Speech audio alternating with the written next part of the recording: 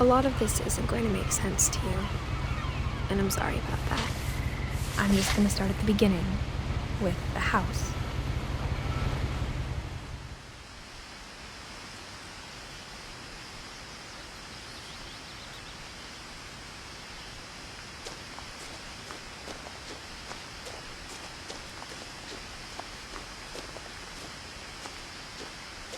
I lived here until I was 11, but I wasn't allowed inside half the rooms.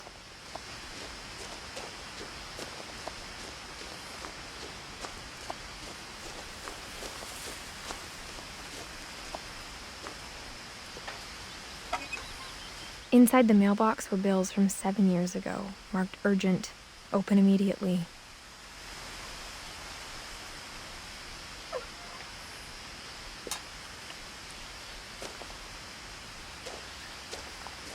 I hadn't been back since my brother Lewis's funeral.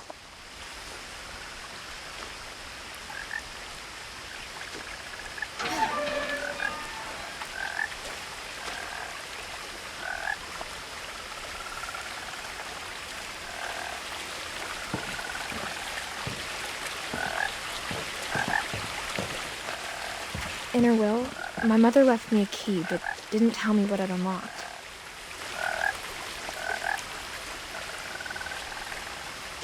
Maybe she thought I'd know, or she thought that the mystery would be enough to bring me back.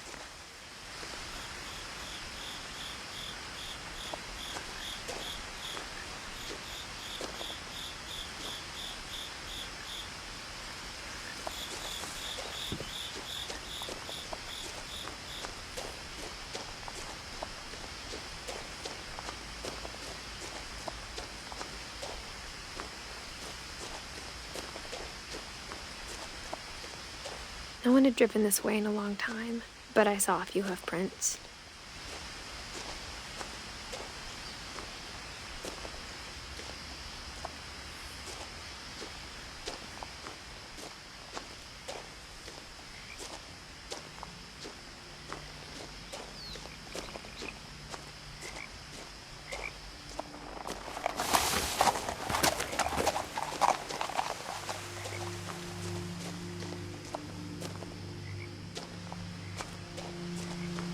The truth is, even after I inherited the house, I never thought I'd come back to it. But now I had questions about my family that only the house knew the answers to.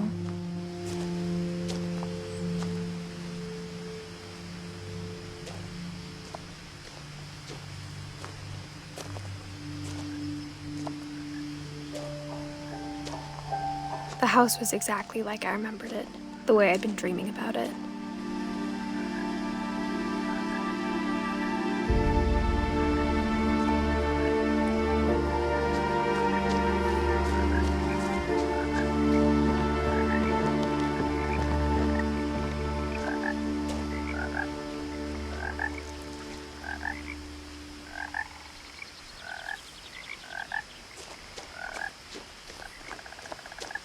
As a child, the house made me uncomfortable in a way I couldn't put into words.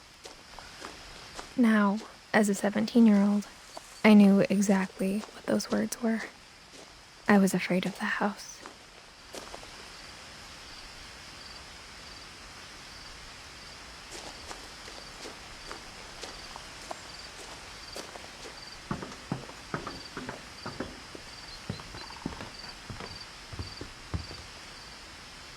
I hoped the key might unlock the front door. It didn't.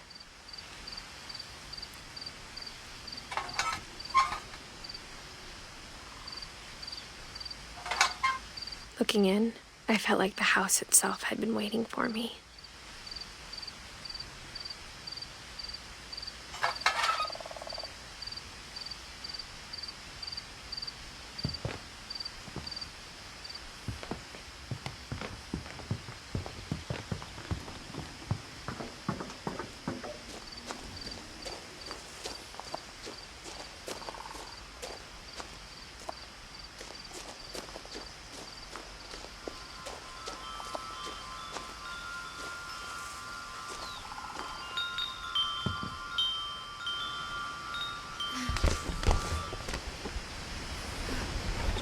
Crawling through the doggy door used to be a lot easier when I was 11.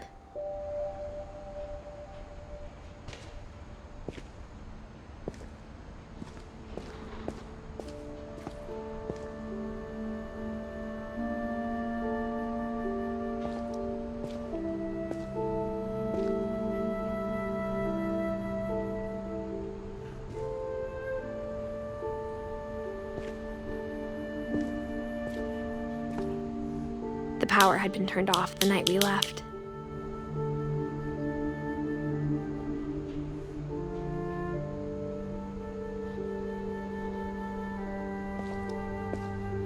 For the first time in years, I felt like I was home.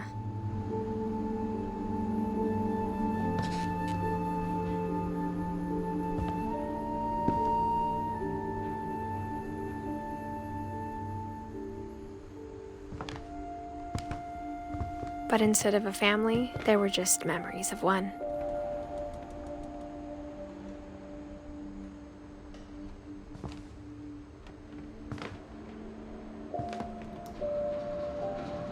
Like how after Lewis started working at the cannery, we all got sick of eating salmon. Except our cat, Molly.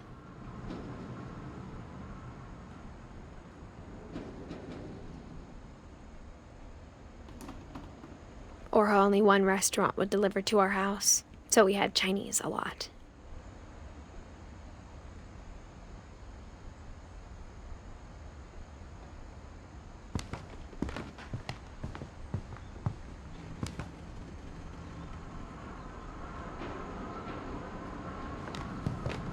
Nothing in the house looked abnormal. There was just too much of it, like a smile with too many teeth.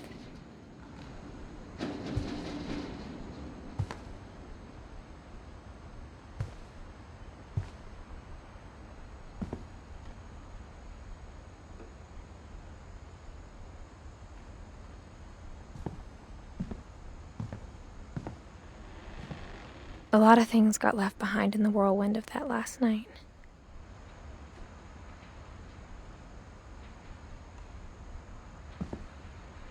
My mom wasn't much of an optimist, but she never stopped believing that my brother Milton was alive.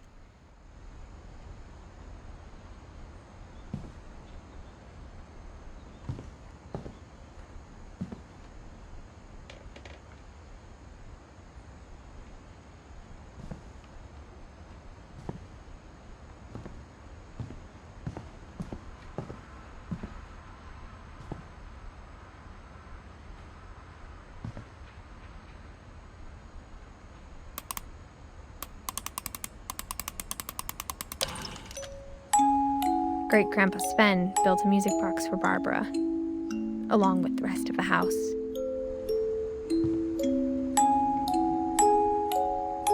Mom always told me to stay out of the basement, so I wasn't too surprised when the key didn't fit.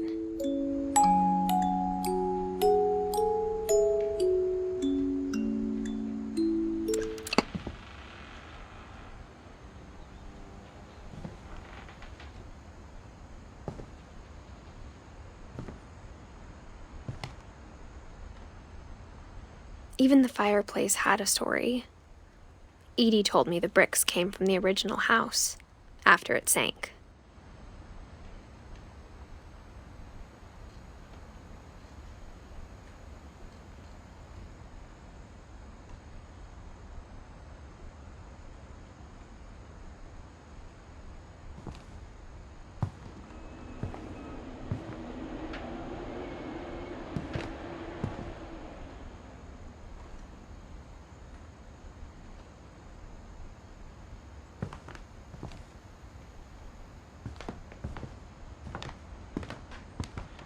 The table was still a wreck from the night we left.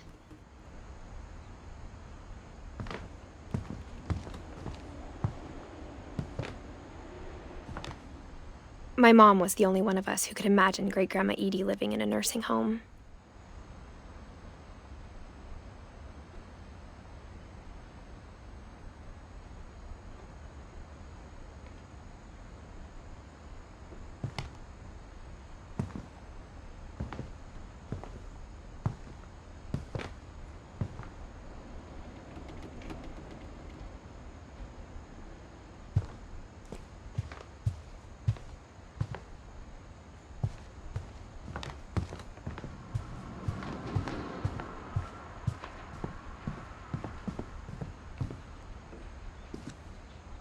After Milton disappeared, Mom sealed up all the bedrooms.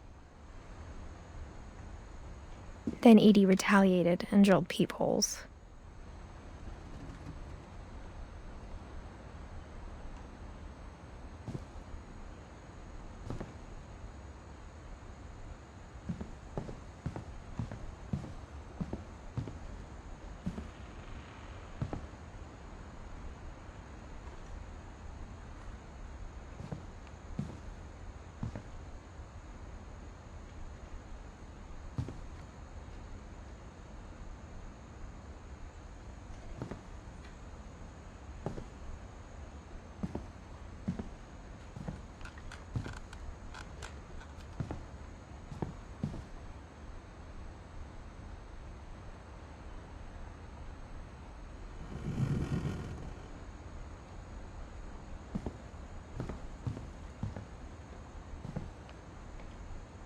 Whenever people ask me about my family, the first thing they always want to know about is Barbara.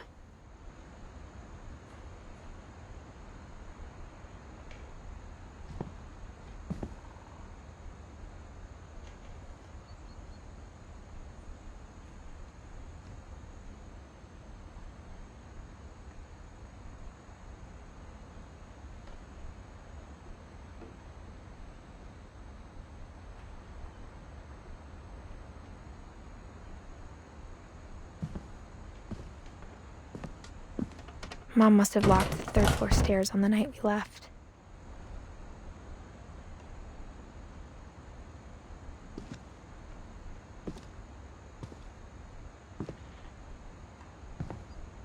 Edie's father, Odin, built the original house.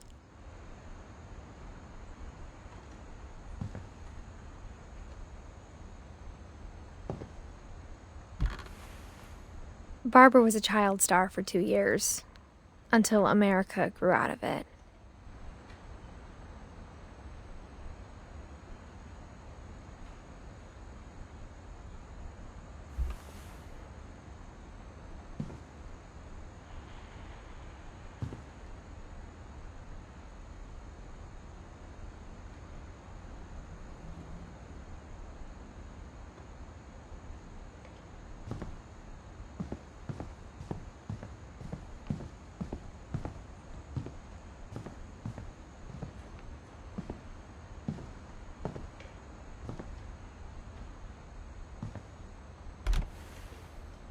Molly always seemed like a girl I could imagine being friends with, if she hadn't died in 1947.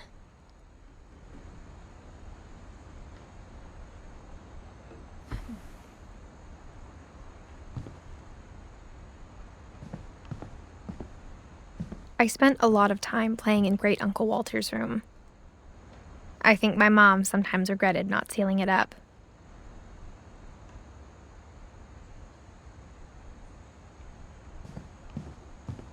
Lewis told me there were secret passages, but I never believed him.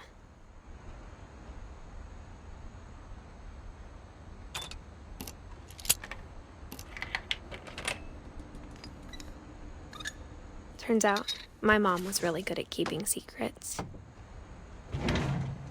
Now it was time to find out what my mom had been afraid of.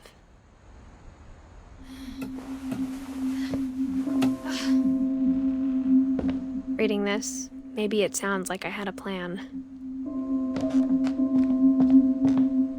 But I had no idea what was behind that door.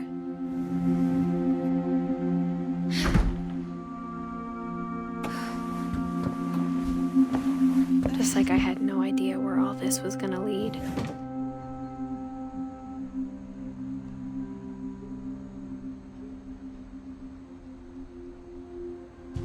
I grew up looking at Molly's room through the peephole. Being inside for the first time, I felt like I'd stepped behind a painting.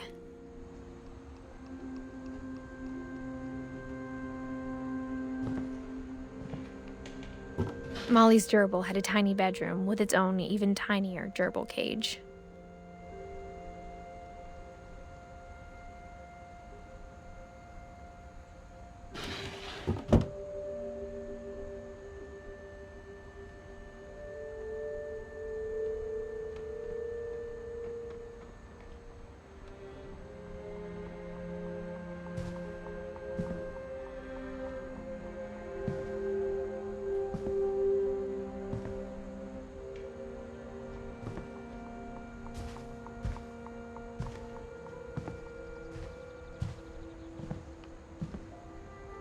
I got the sense Edie had spent a lot of time here before my mom sealed the doors.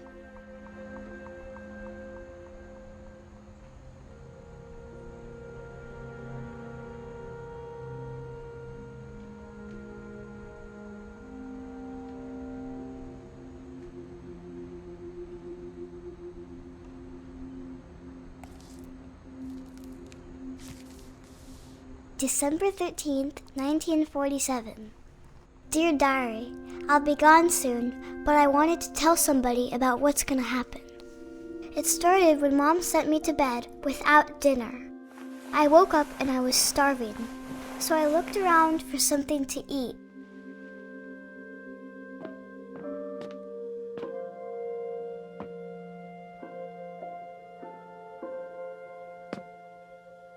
The gerbil food was dry, but I didn't mind it.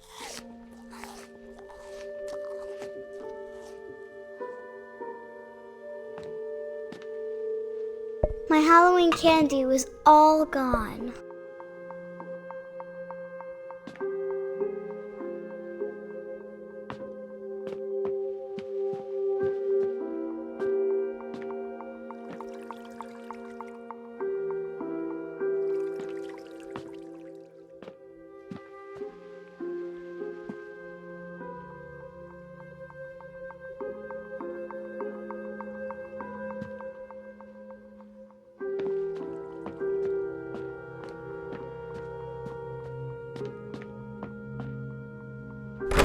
Mom, can I come out now?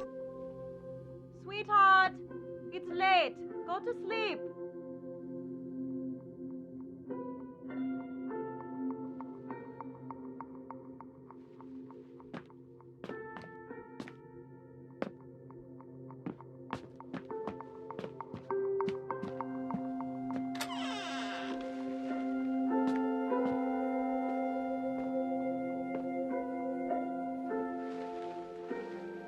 I kept eating and eating.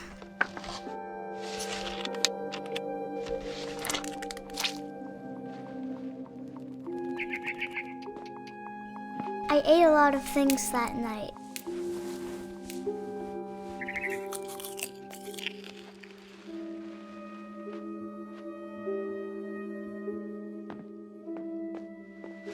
Then I heard chirping outside my window. It was a barn swallow going back to her nest. I reached out for her.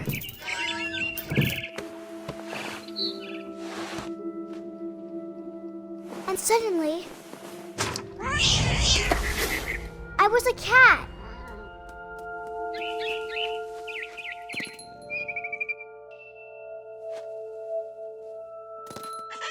I tried to be quiet, but the bird was really scared.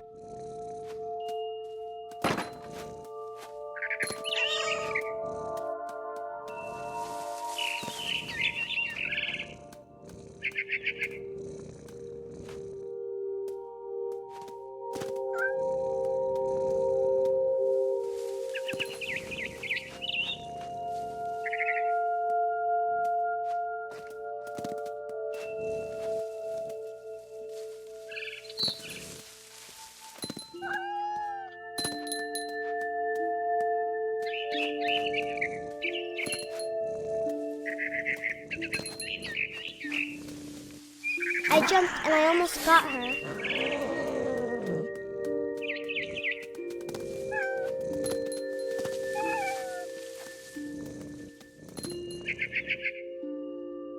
I could tell she was getting really tired.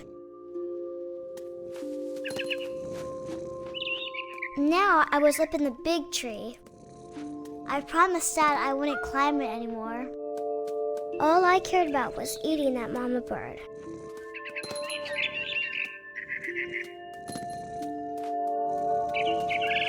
I gobbled her up. And suddenly, I was an owl. First, all I heard was the wind. Then I heard little teeth nibbling in the grass.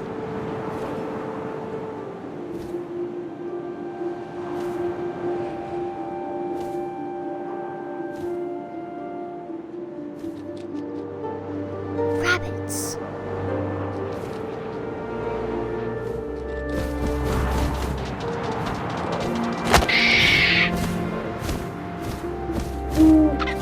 I imagined his face looking up and seeing mine through my talons. I swallowed him up, and I didn't chew one bit. Then I flew off to find something bigger.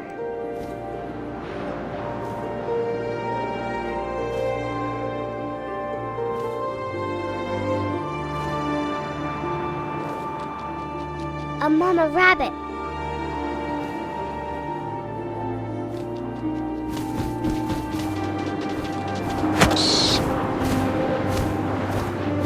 She was almost too big to carry. I started choking, but I couldn't stop eating. And suddenly, I was a shark.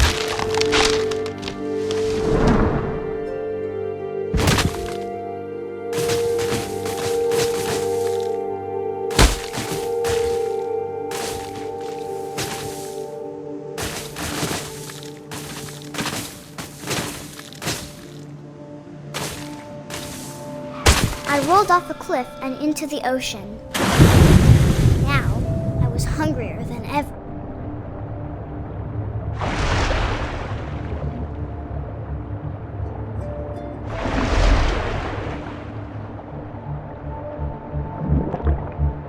I wanted fat, juicy seals.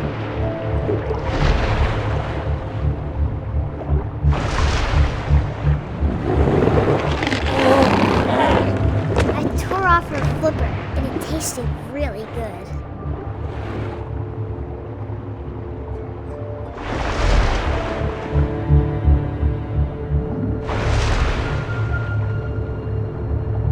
I grabbed on tight, but I was so hungry, I jumped out of the water. When I opened my eyes, everything had changed.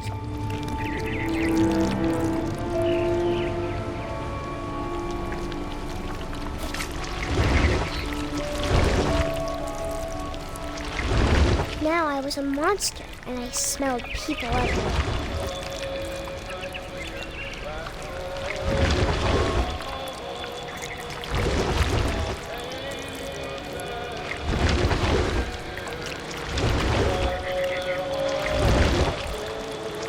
I was big, and I moved real quiet.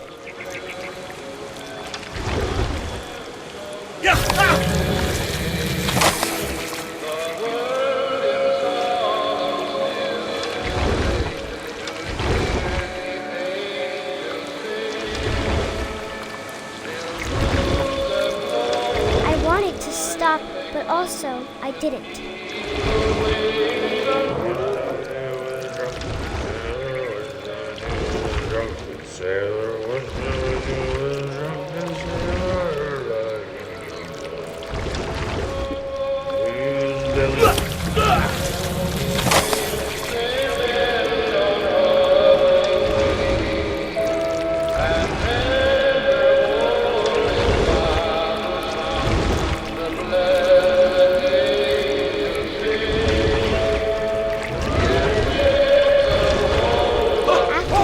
Passenger, I was still hungry. And across the water, I smelled something new. Something I had to have, so I swam towards it.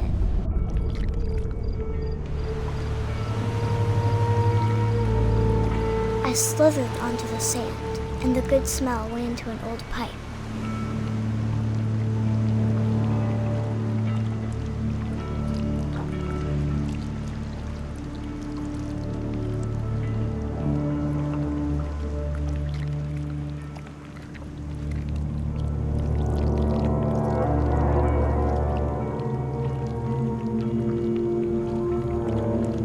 I got closer and closer.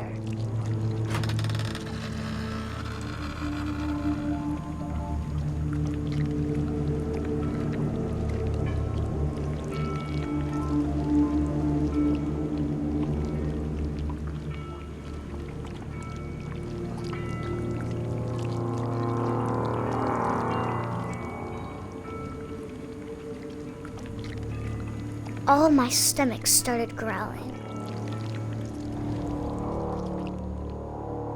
And suddenly, I was me again. I held my breath for a long time, but I couldn't hear anything. I think it's waiting for me to fall asleep. But it's not going to wait much longer. It needs to feed, and we both know I will be delicious.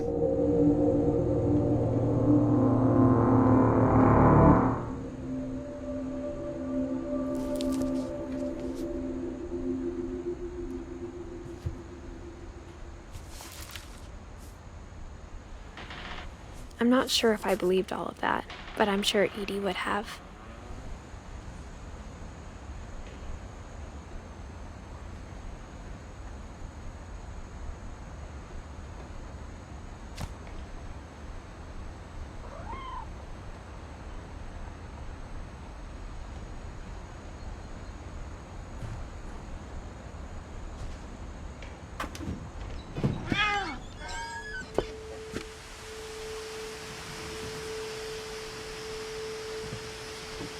This will be obvious later, but my mom never told me any of these stories. Edie would have, but Mom didn't like bringing up the past. Though, when we adopted a stray kitten, she was the one who named it Molly.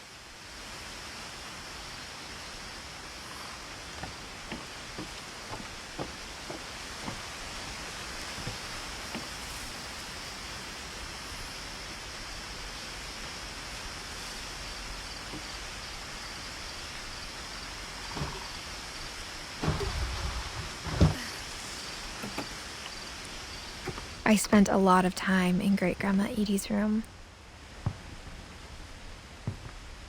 We got along, and it was a good place to hide from my mom.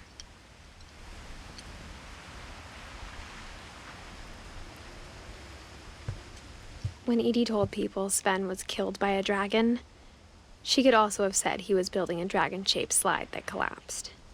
She could have, but she didn't.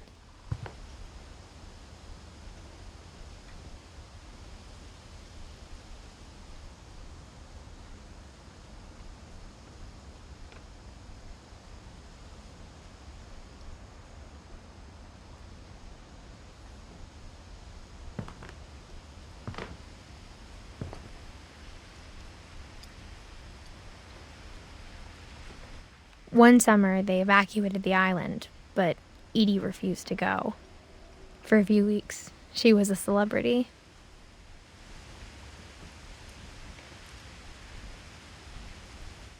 I hadn't thought of myself as Edith Jr. for a long, long time.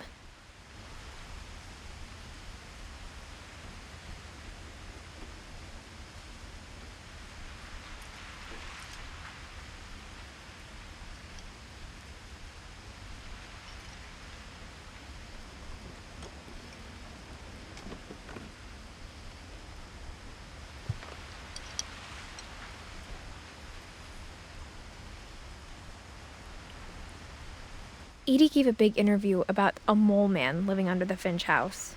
My mom was furious.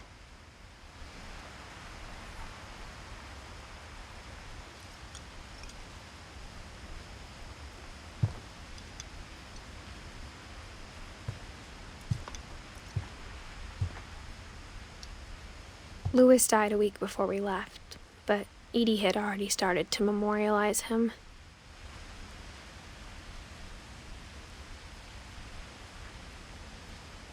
Edie knit me a new pair of gloves every year, just in time to replace the old ones.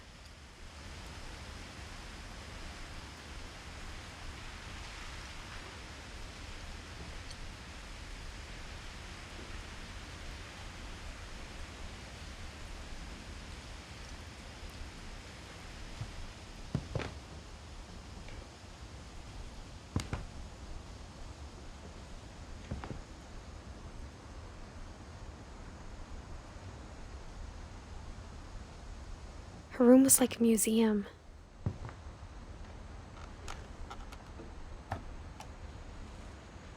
For 500 years, the Finches have been famous throughout Norway for their fortune and misfortune.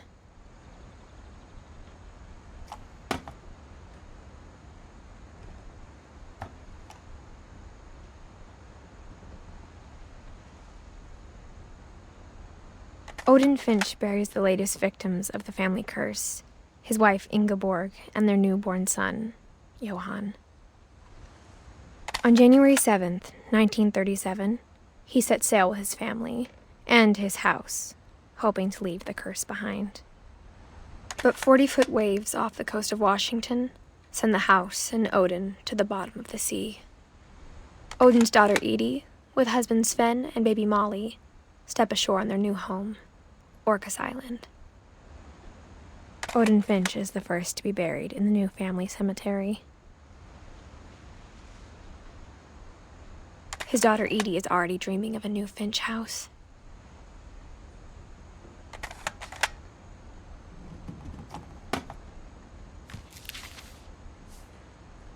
Whatever's wrong with this family, it goes back a long ways.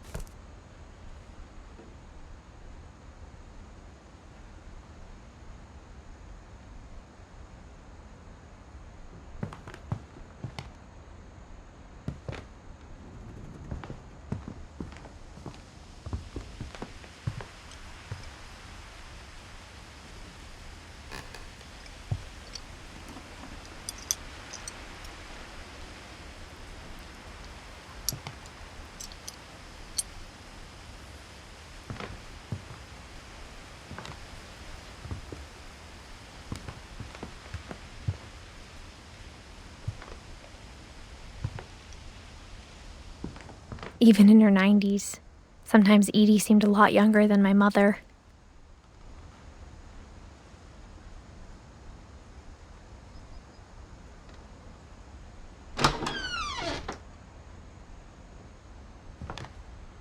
The only trace Grandpa Sam's first wife Kay left on the house was the pink bathroom.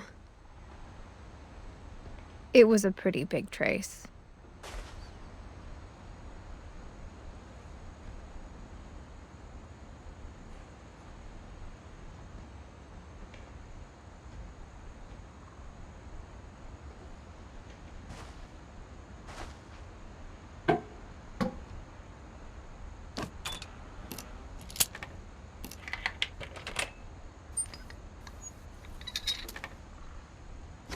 There's a secret in this bathroom.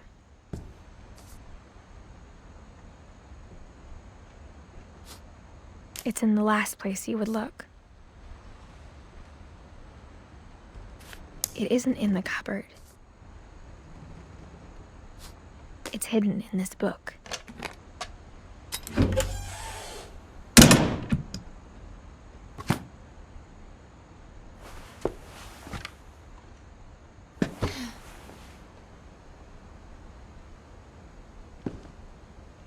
Sven gave Sam an old camera he'd refurbished. He never put it down.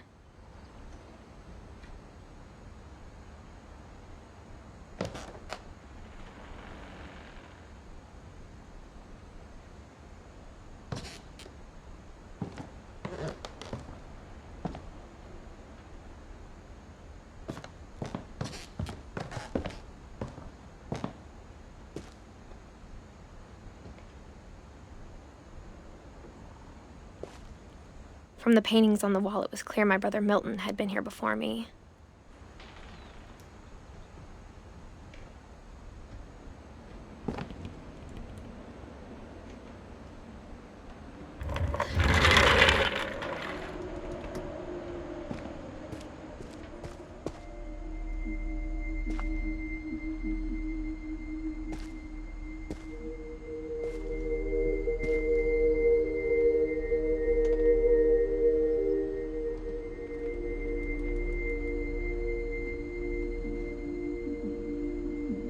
I knew Grandpa Sam had a twin.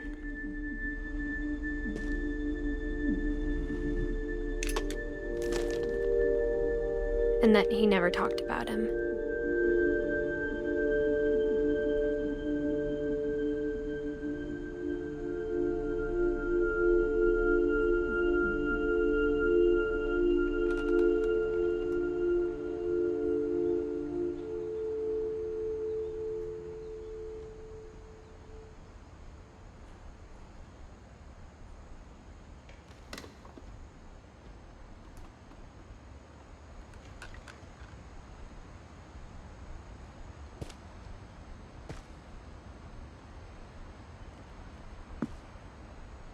I guess my grandpa didn't like history any more than my mom did.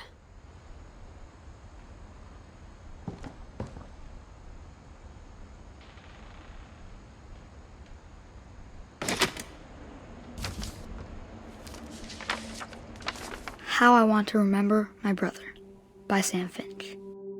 The thing I remember is that when he made up his mind, that was it.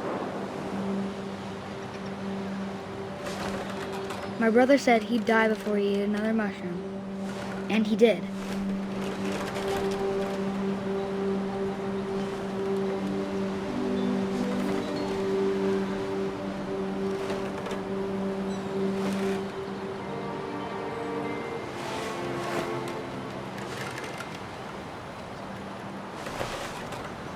At Barbara's funeral, we swore we'd never be afraid again, and he wasn't. I think Calvin always wanted to fly.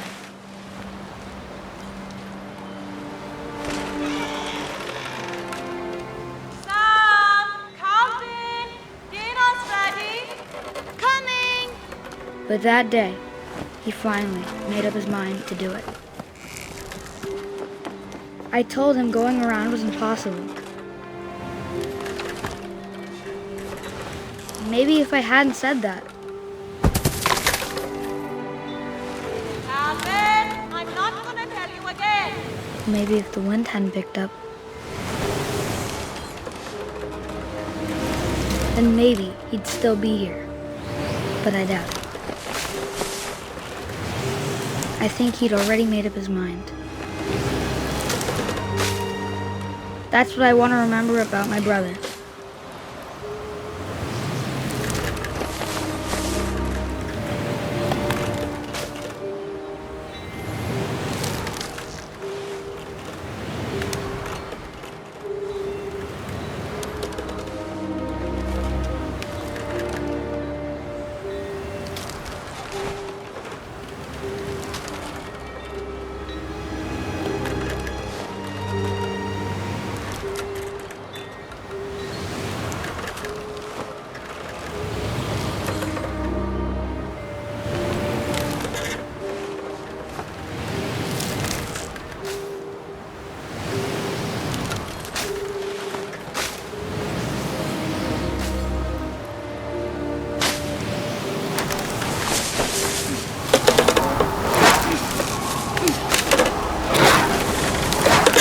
The day he made up his mind to fly.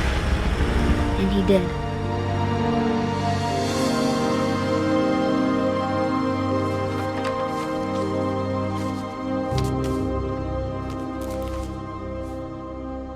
Calvin's story felt strangely familiar.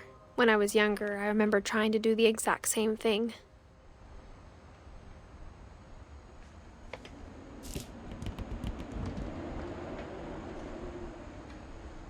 After the funeral, Edie roped off Calvin's half of the room.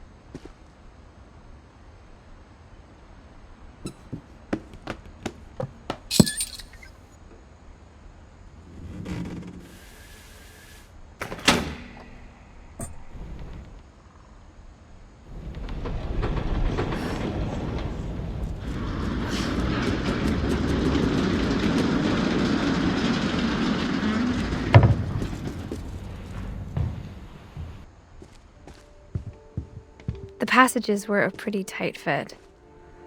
They'd obviously been built for smaller hands and bellies.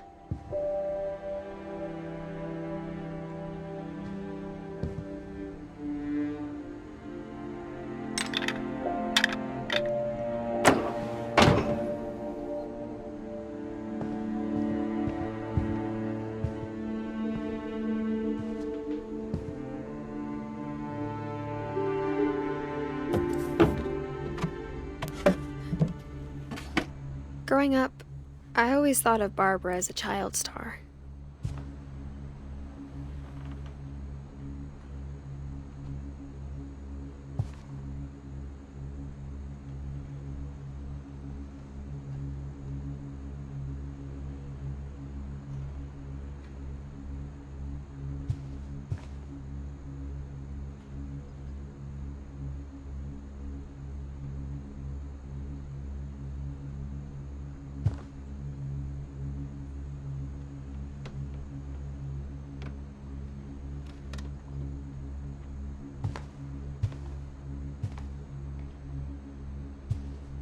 I never thought about how hard it must have been for her afterwards.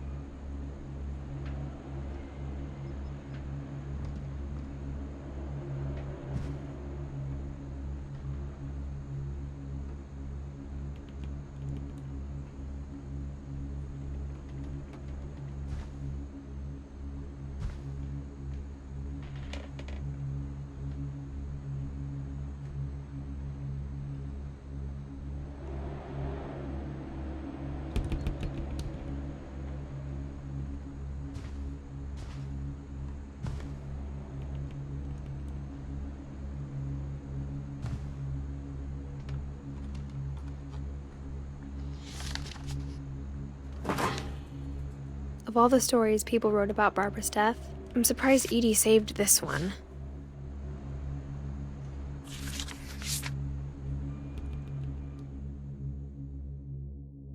Old Jack here with another ghastly tale inspired by America's most unfortunate family. I'm calling it The Surprise Ending of Barbara Finch.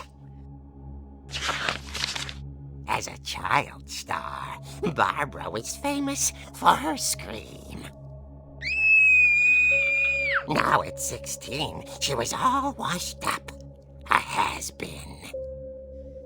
But in a lucky break, she'd been asked to perform her signature scream at a local convention for monster movie fans.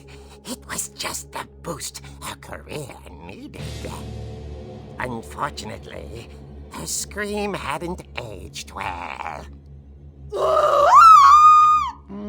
Getting better. I think you just need the right motivation. Her biggest fan and current boyfriend, Rick, was about to demonstrate when... Now that was a great scream. It was Barbara's father, Sven. He'd slipped into a table saw and had to be rushed to the emergency room. So Barbara got stuck babysitting her youngest brother, Walter. Her convention comeback was cancelled. Okay, I'm hearing frustration, but I'm not hearing terror. What if I tried... A gang of hoodlums in Halloween masks have been terrorizing Orcas Island tonight. Police are urging residents to... That came from the basement. You're right! Also, I loved your delivery on that. Why is your basement door locked? Because my dad likes making puzzles and secret passages. There's a key hidden in the music box. The secret is to keep winding and winding until finally the key pops out. Thanks, babe. I'll be back in a sec. 20 minutes later, Rick hadn't returned. So Barbara went to look for him, right on cue. She reached for the music box.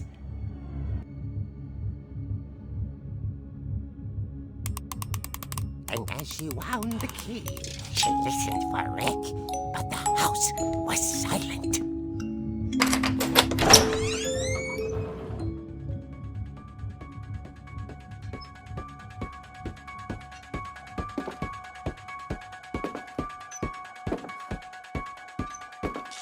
She found Rick's crutch and imagined the worst.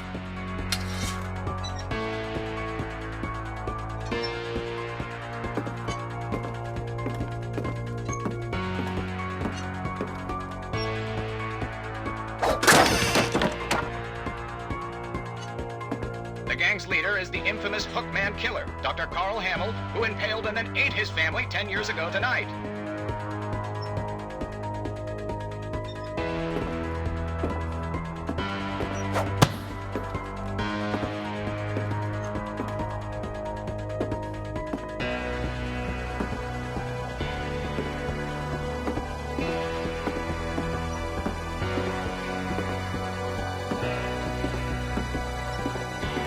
The old fridge rattled and grew still.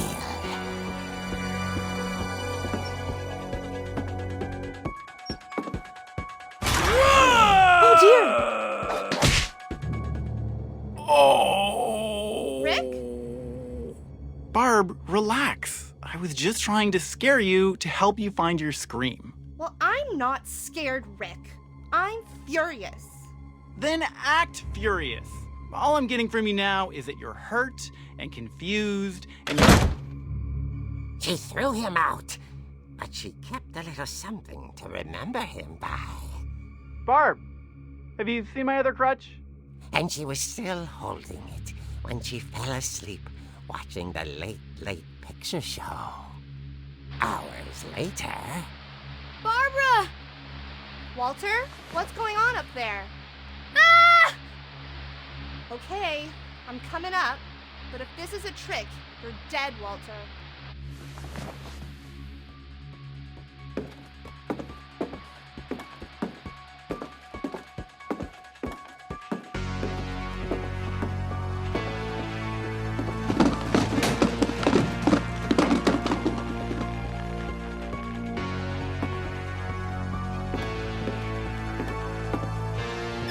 Walter, are you there? Walter had vanished, but his bedside radio was still on. Orcas Island police describe the man as 6 feet tall, with a steel hook for a hand. Residents are urged to lock all doors and windows and notify the police of any suspicious activity.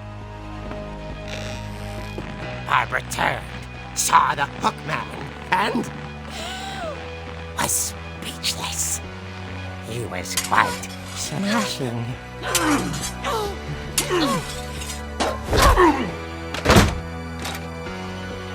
And here he was. He couldn't get enough of Barbara. Okay, Barbara, there's gotta be another way out of here. That night, she played her part beautifully.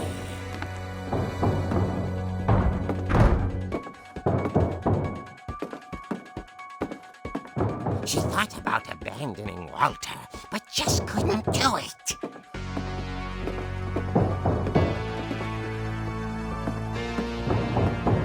Molly's door hadn't been opened in years. The hinges groaned.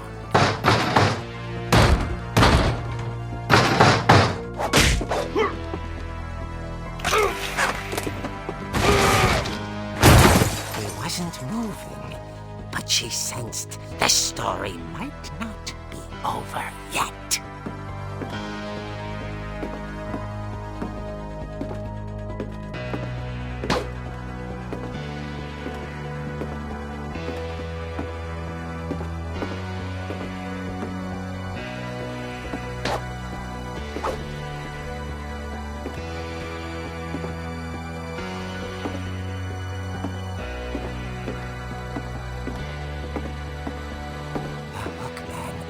Vanished. She listened for his breathing, but all she heard was...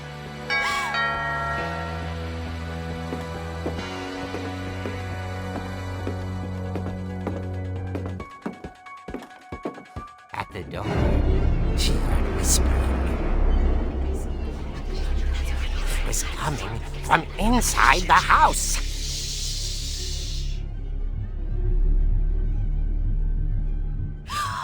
Oh dear.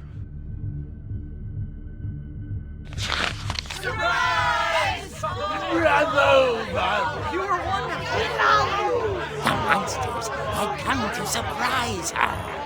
For Barbara, it was a dream come true. Then she saw what kind of monsters they were, and she realized what was about to happen. going to be famous. And with her final breath, Barbara Finch gave the performance of her life.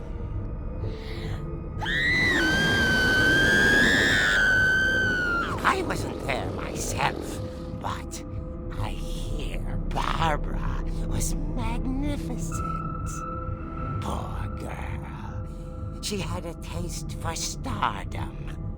But unfortunately, so did her fans. Of course, the police blamed it all on poor Rick, who disappeared the same night. And little Walter? Hiding under his bed the whole time. He took it all pretty hard, but that's another story. As for Barbara, tucked inside the music box is all they ever found of her. Her ear. Now that's what I call a real eerie tale.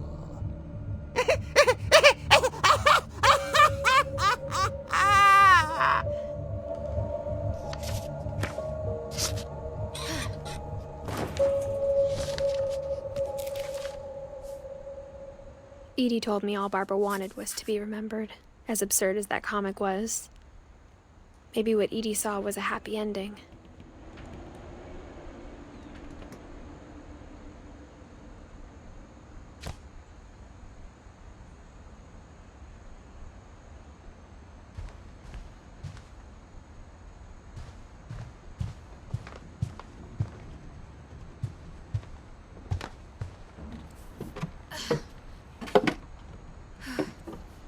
I guess now I know why Mom didn't like me playing with the music box.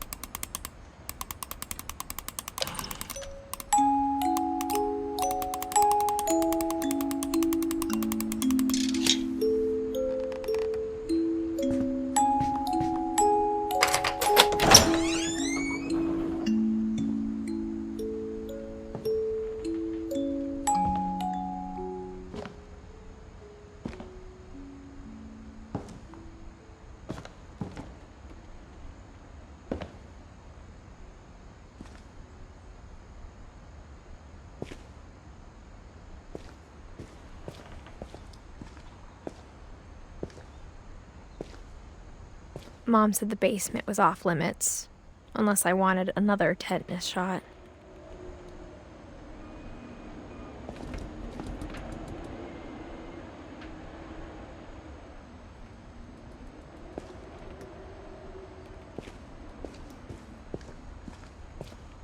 I saw Edie sneak down to the basement once, carrying packages.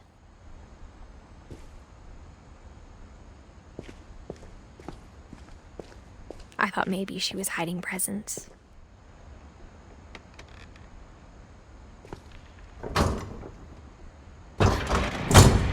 It turned out she was hiding a lot more than that.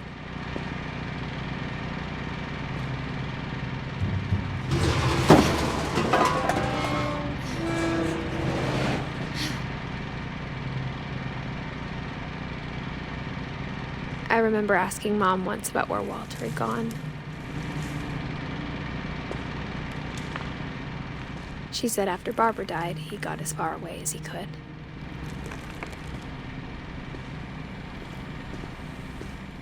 If there's a pattern in all these stories,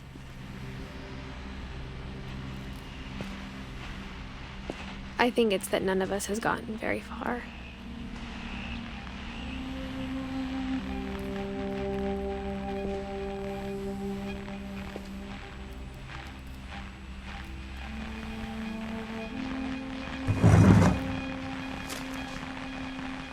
Goodbye, everyone. I can't believe I've been down here for 30 years. On that first day, after the shaking started, I didn't think I'd survive a week.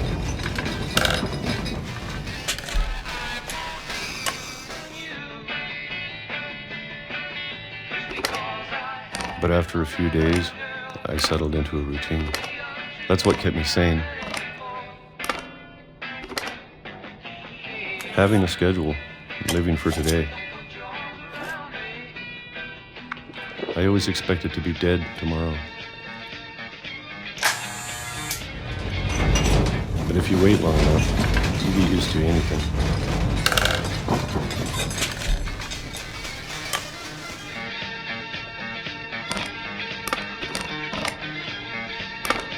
Even a monster on the other side of the door starts to feel normal. Almost friendly.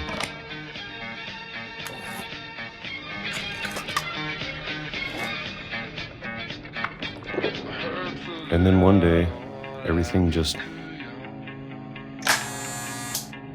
stopped. Whatever that thing was, it was gone. Maybe it got tired of waiting. Or maybe I just got tired of being afraid.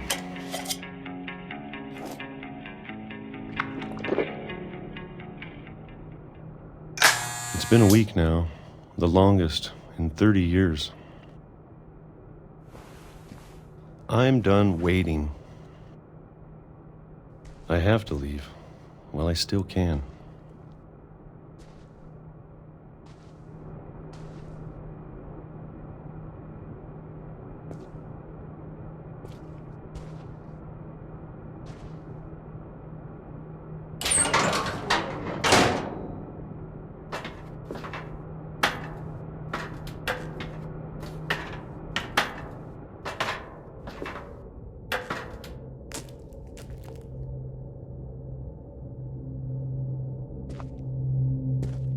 I know it's out there, somewhere.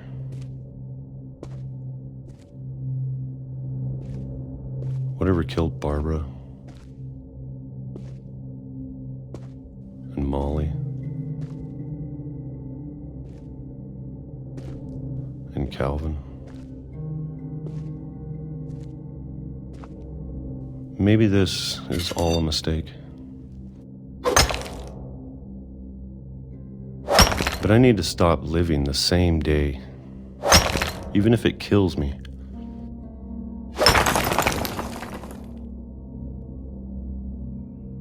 Whatever's out there, I want you to know I'm ready for it. I'm going to appreciate all of it, especially the food. I don't mind if I only have a year left, or a month, or a single week. I'd be happy with one new day. I can already imagine the sun on my face.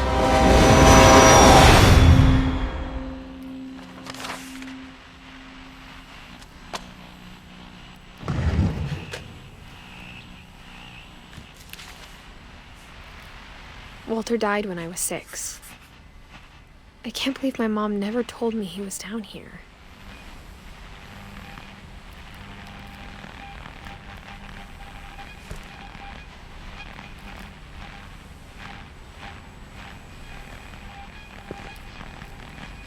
I'm sure my mom was trying to protect me.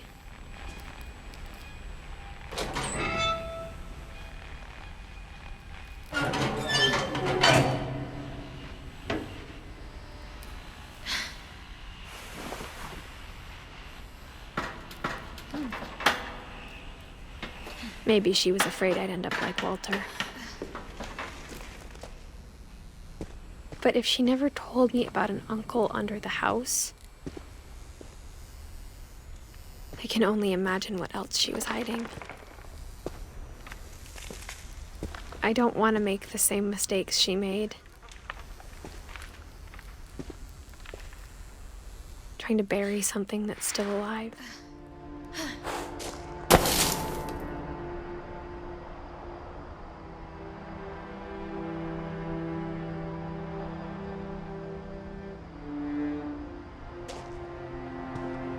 Now that there's only one of us left, Or maybe 2.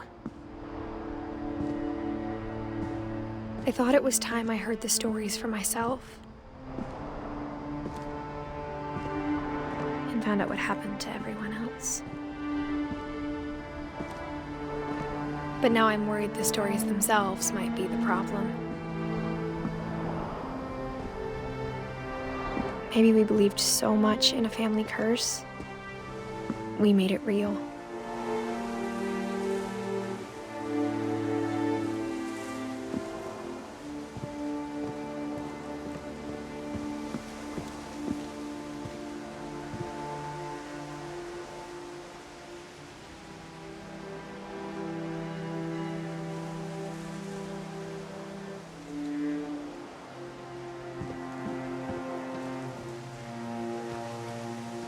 I don't know if I should even be writing this.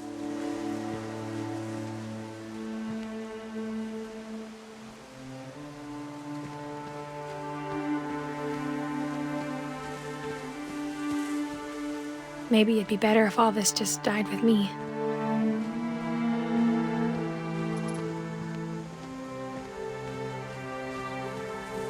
But I thought you should know about your family.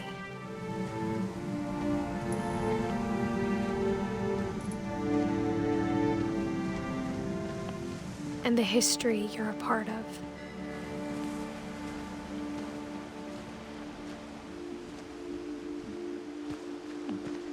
Though to be honest, I feel as lost as you probably do right now.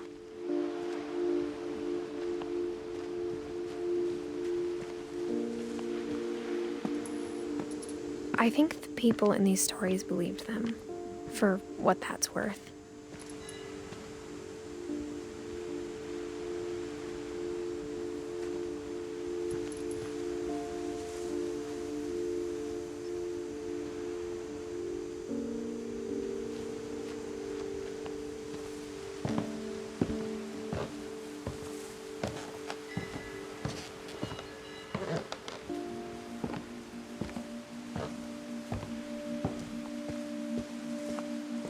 And when you look at the house, that history of imagination and stubbornness and madness, any of it seems possible.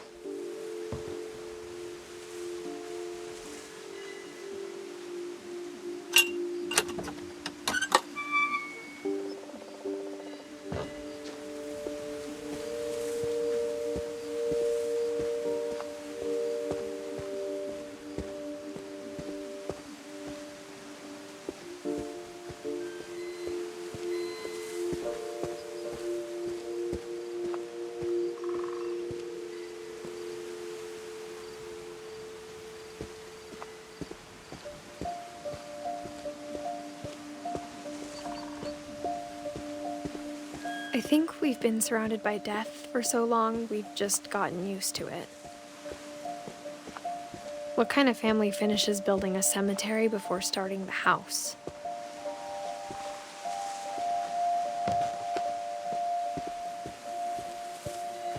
It's embarrassing for me to admit this, but the pet cemetery made me more uncomfortable than the human one. 3 of the gerbils were mine, and 2 had been my fault.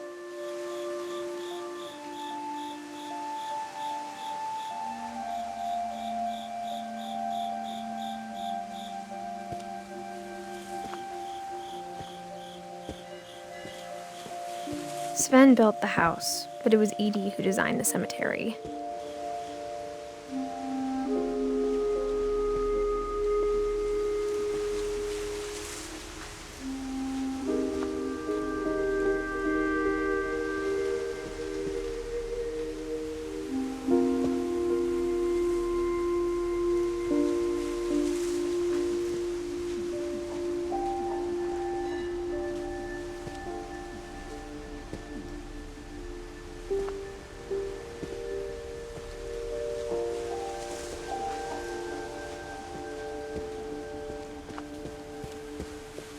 I'm sure Odin's monument had been Edie's idea. My mom was always trying to move on, but for Edie, the past never went away.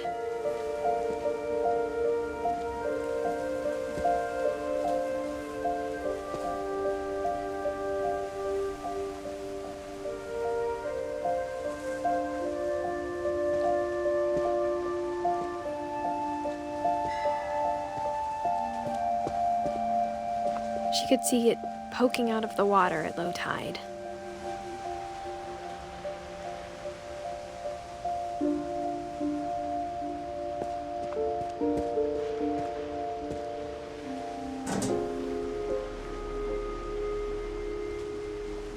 Edie said she dreamed about the old house every night.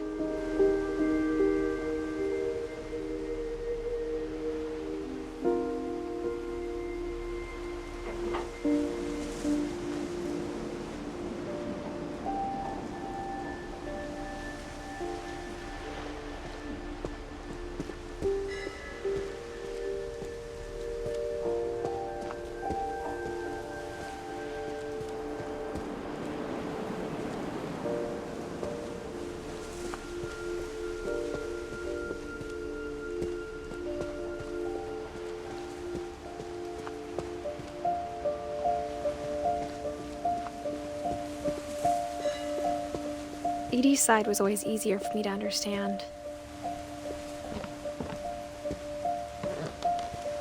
But the older I get, the more I can see where my mom was coming from.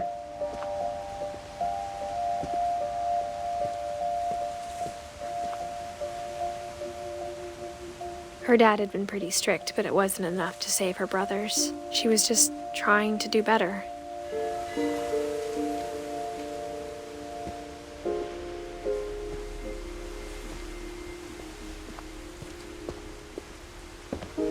She lost 2 of her brothers, just like I did. I get why she tried so hard to protect us.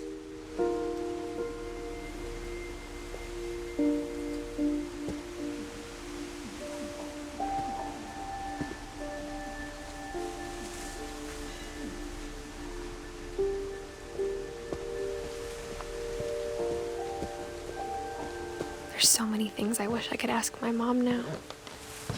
Part of me thinks this is what she wanted all along. For me to come back someday and find everything out for myself.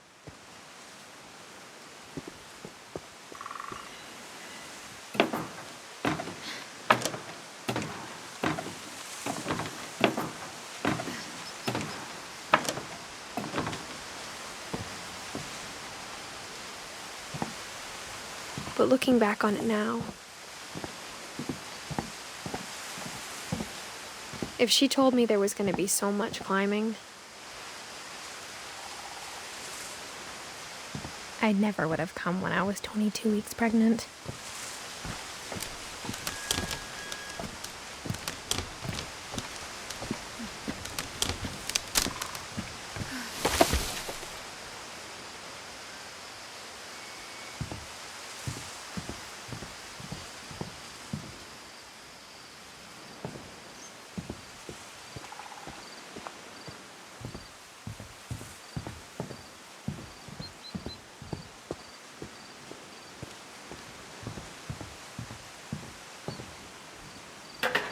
I never met Grandpa Sam, but I think he and my mom had a lot in common.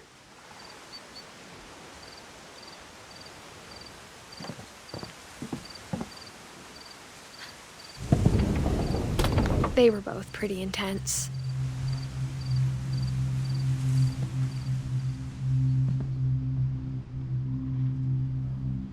Sam spent his life shooting photos, but Mom said he got nervous being in front of the camera. I guess we're all afraid of something.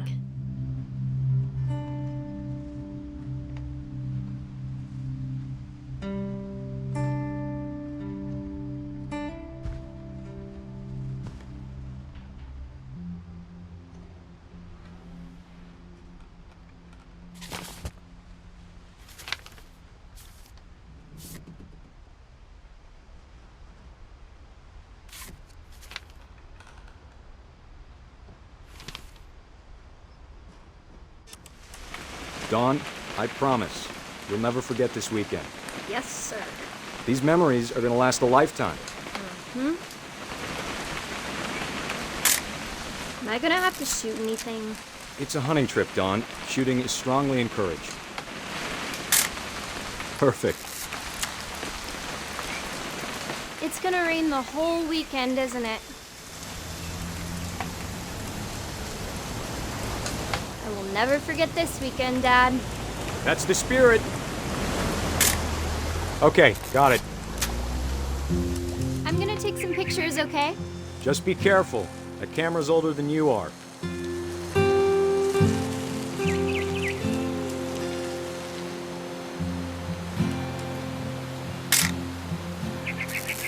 You're right, Dad. It's starting to clear up.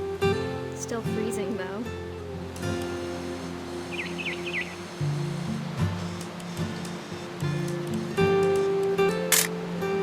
Aw.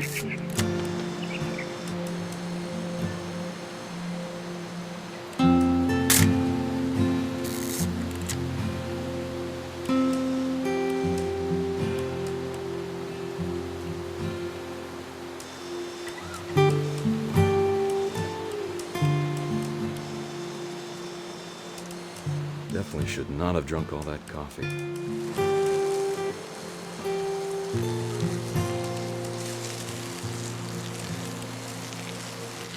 Nothing quite like being outside. Hey! That's a keeper. Hold still while I take a picture of you. I'm just saying, I'm not always gonna be here, Don. You'll need to remember this stuff, if you want to survive. I'll be fine, Dad. You know who else thought he was gonna be fine? Some guy who died. Don, I'm being serious. I know, Dad. You're always serious. Doesn't being out here make you want to chill out?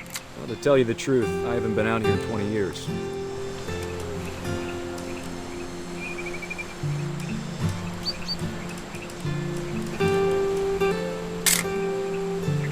Last time I was with my brother Calvin. Man, that was a great trip. Your grandpa Sven taught us how to fish, how to build a fire. We found an old logging trail. There were deer everywhere. I bet if I could remember where that trail was. Dad! Good eyes, Don.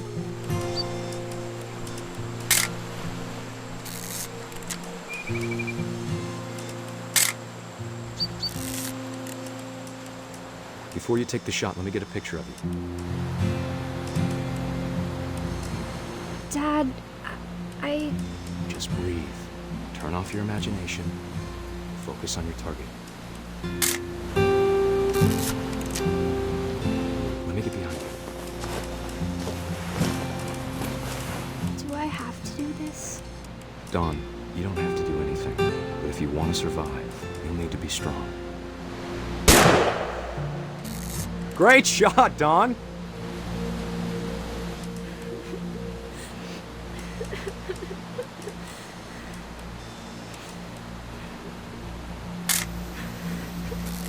I'm proud of you, Don. Always remember that, okay? Dad, it's twitching. I think That's it's totally still... normal, Don. Just focus on the camera. Try not to think about... Dad!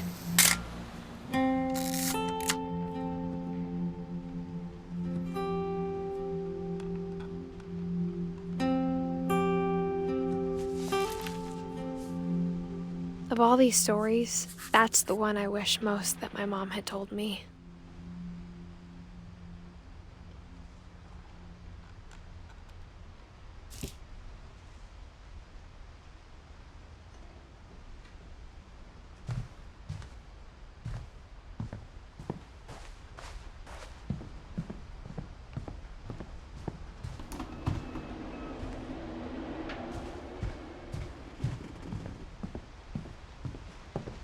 Instead of hiding from death, Sam seemed to go out of his way to meet it.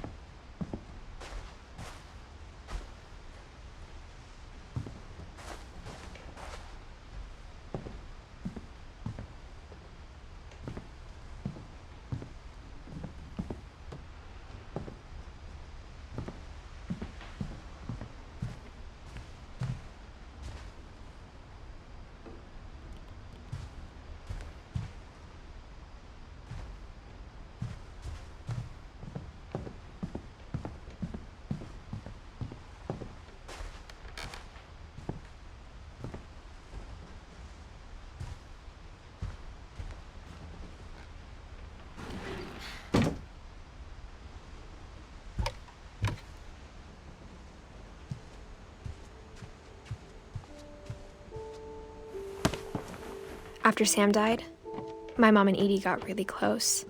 They'd both lost a lot.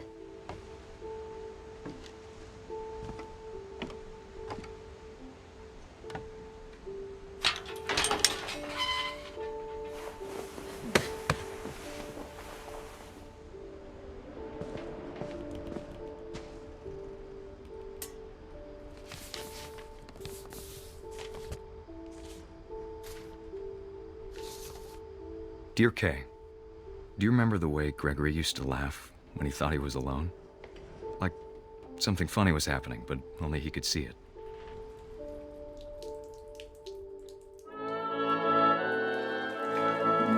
I think he saw things the rest of us don't.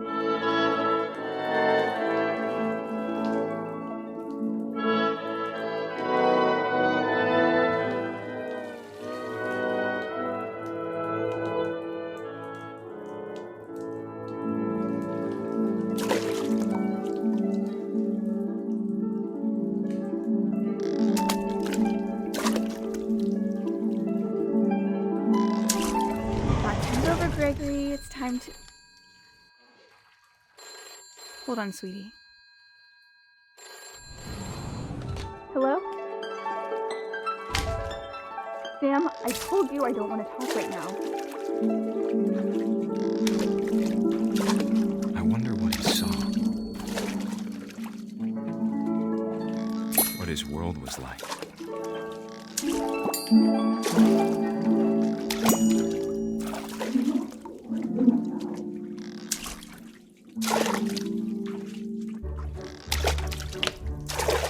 He reminded me so much of Calvin. Lost in his imagination.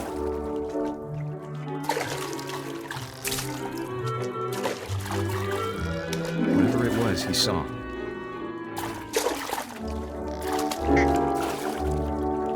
It sure made him happy.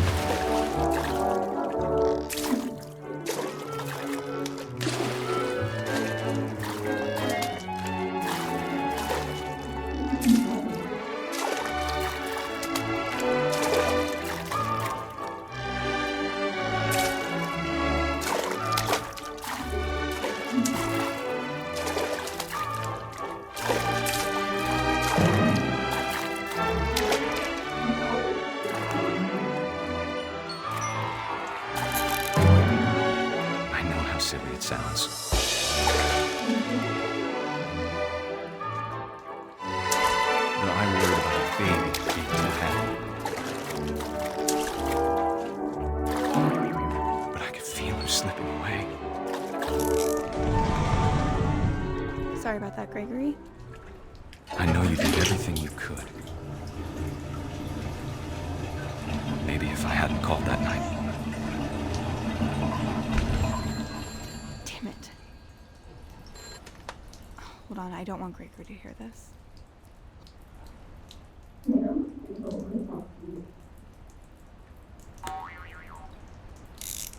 I wish he could have told us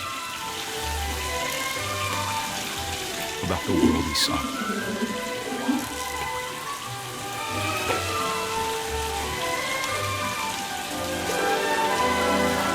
There's so much I don't understand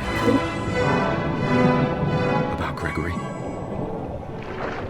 about everything.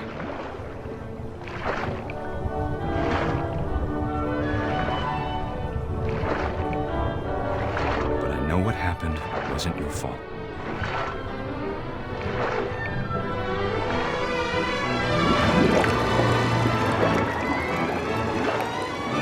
I'm sure he's happy. And he'd want you to be happy too. Good luck, Kay. Love, Sam.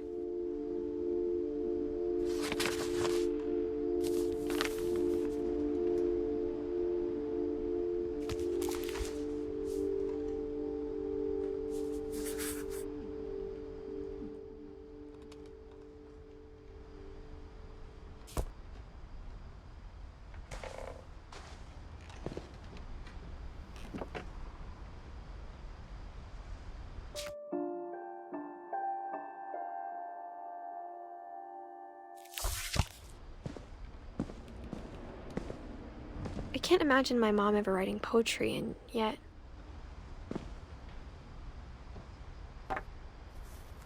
A poem for Gus, who always said the wedding was a bad idea. Our father never hit us kids, at least not very hard, before the day my brother said with teenage disregard that he'd be dead before he'd see a wedding in our yard.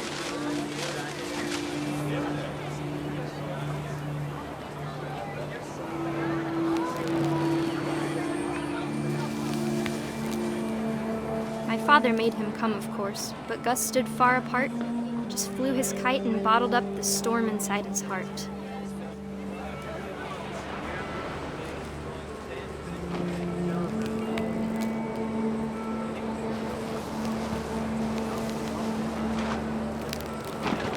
I tried to talk him out of it, but though he'd never met her, "We don't need a stepmom," were the words that I now pronounce you husband and wife.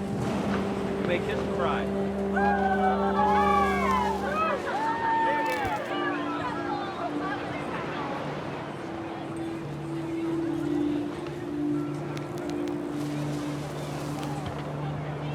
When the time for photos came, Dad ordered him to come here. But Gus declined, and as a sign held up his middle finger.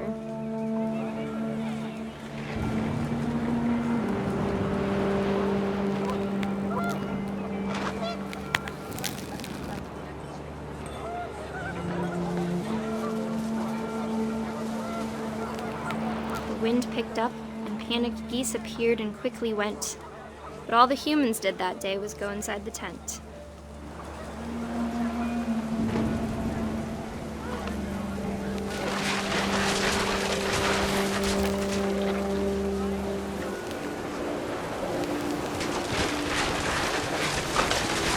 The rain came down in buckets then, but no one seemed afraid that nature might destroy the tent our dad had crudely made.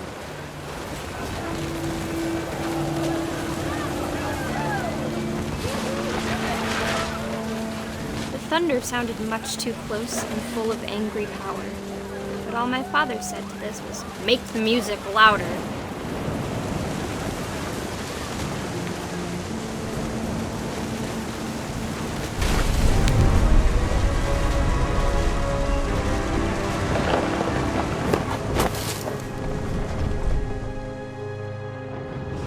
I wish that I could truly say I thought about you on that day.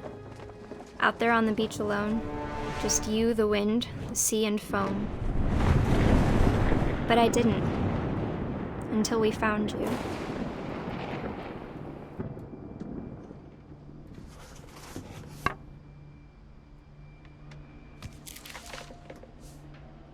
She never talked about him, but Mom told me once if I was a boy, they were going to name me Gus.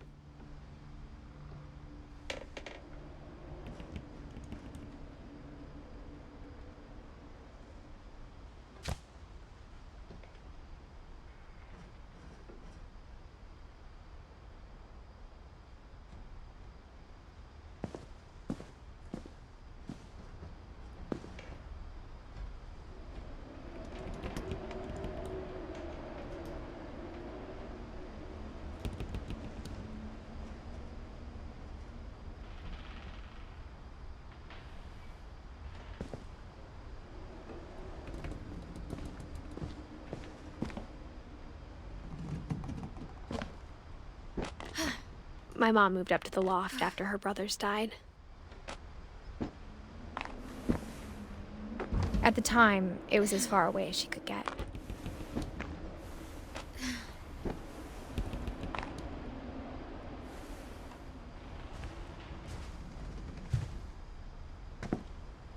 She spent a summer building houses in Calcutta, where she met my dad, Sanjay.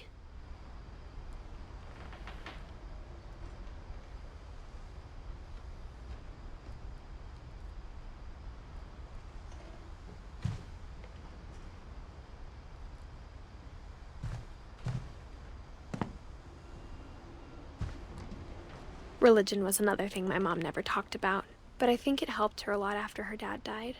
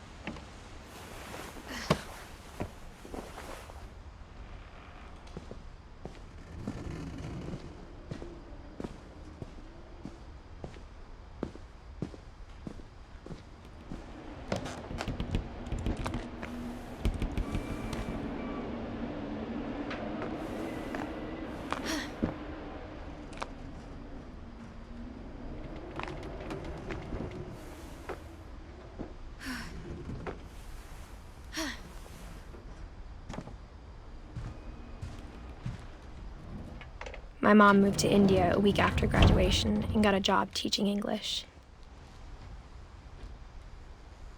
Louis was born a year later.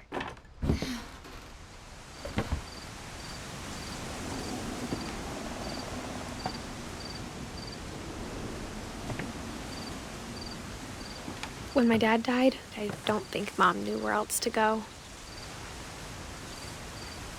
I'm sure Edie was happy to have her back.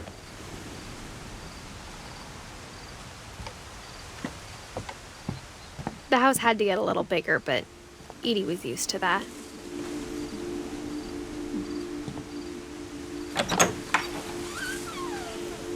And for a while, things were good, almost normal, but it didn't last.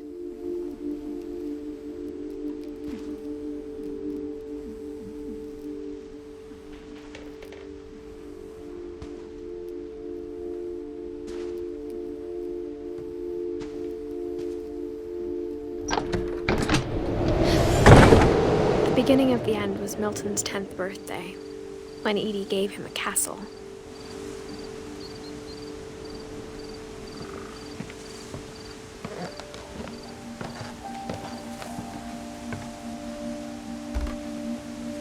After Milton disappeared, the only thing he left behind was a room full of paintings.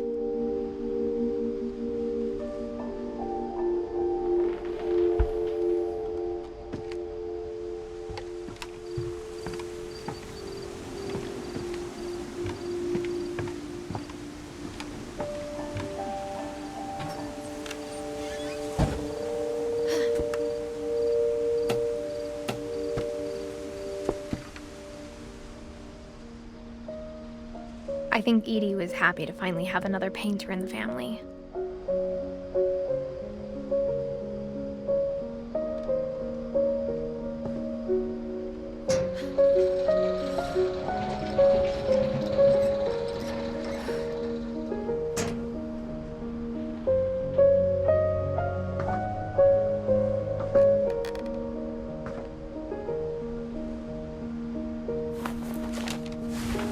Milton Finch in The Magic Paintbrush.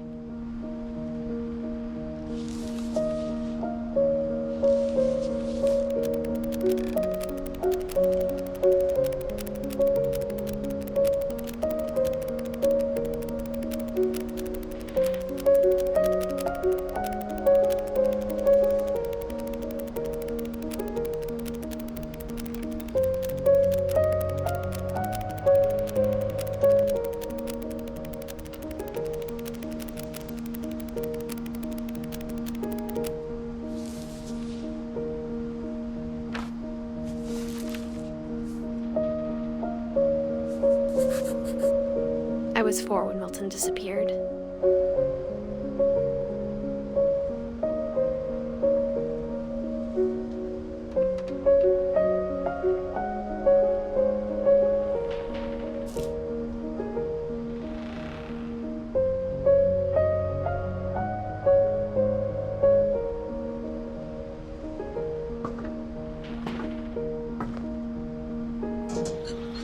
Mom spent months searching for my brother.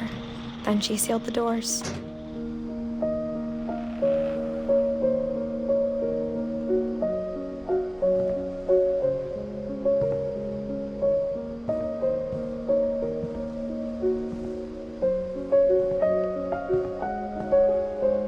Whatever Milton had found in the house, Mom didn't want it getting out.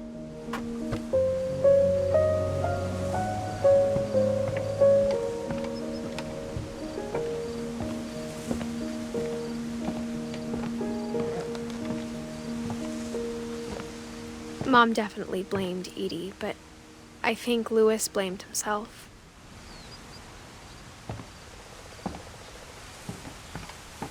After he graduated, he just spent more and more time in his room, until Mom got him a job at the cannery.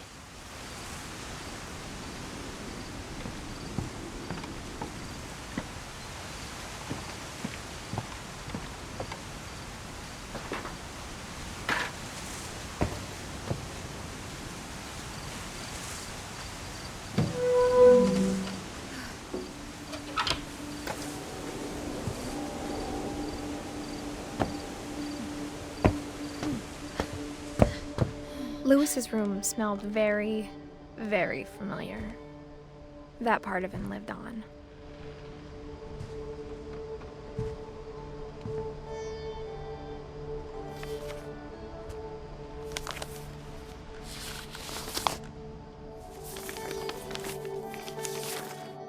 Dear Mrs. Finch, as Lewis's psychiatrist, I can understand your desire for an explanation.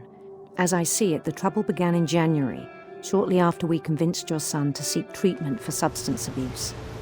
Newly sober, I believe Lewis first noticed the monotony of his daily life.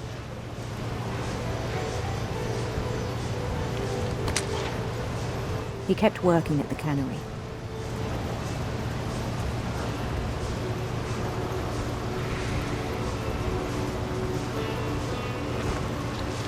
But he withdrew part of himself.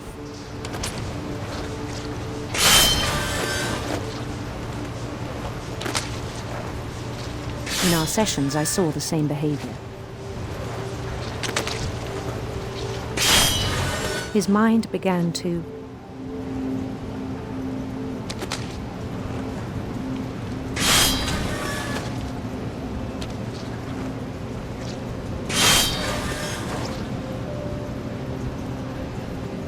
wander.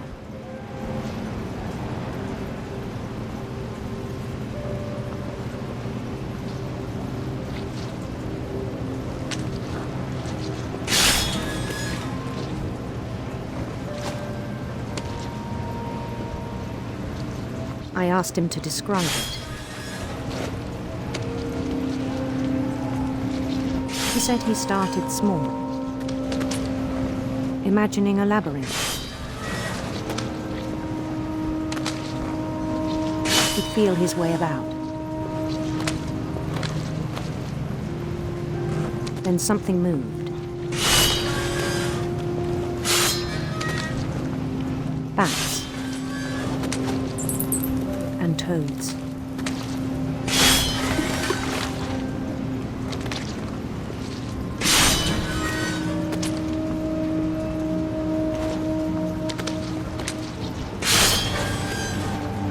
And things that have not names. He knew it was all in his head.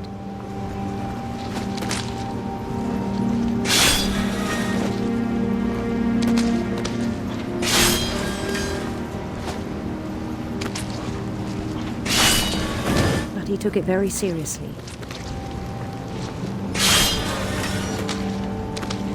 I had hoped he'd find himself.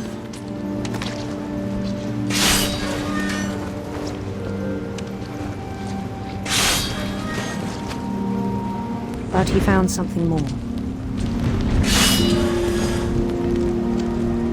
I worried about him then.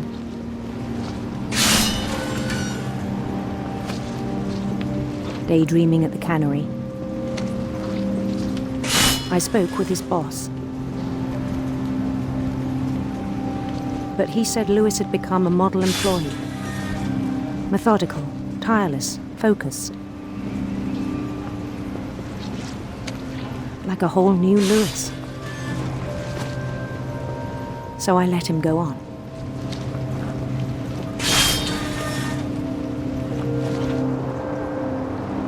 I even encouraged him. It seemed very promising at first. He told me he'd made a new friend.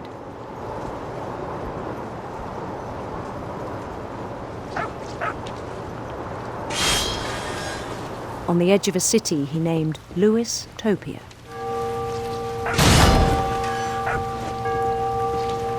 He built the city up slowly, brick by brick.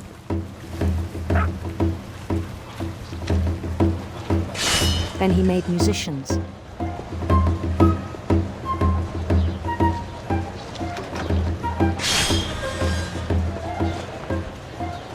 And songs for them to play. He talked about starting a band. And he was always humming something. Every day his imagination grew stronger.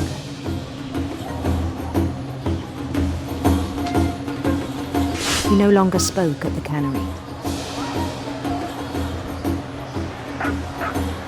But his chopping was as reliable as ever. Then one day it struck him that all the cheering crowds, even the stones under his feet, were all in his imagination, so he could do whatever he wished.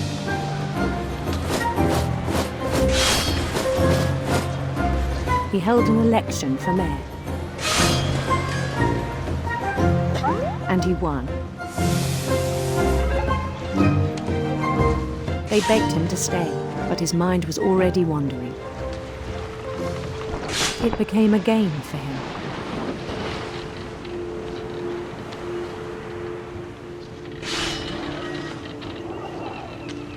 He'd conquer a city, then immediately push on.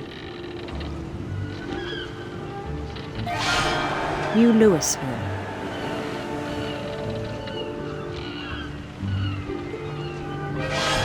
St. Louis.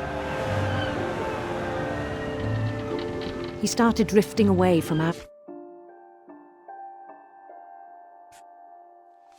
reality.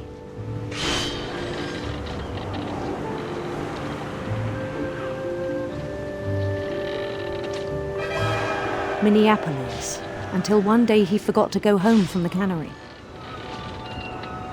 Even as his mother pleaded with him, part of Louis kept sailing on.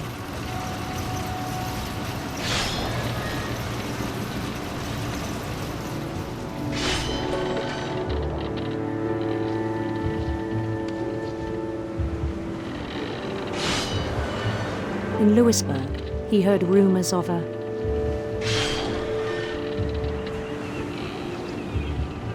handsome queen.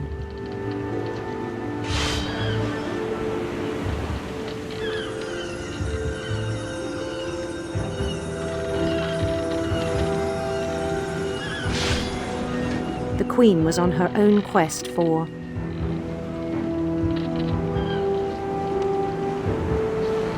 radiant rainbows.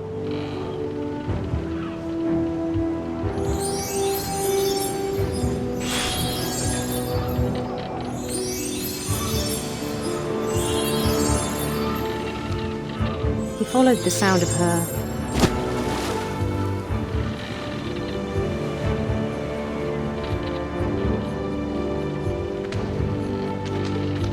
electric sitar.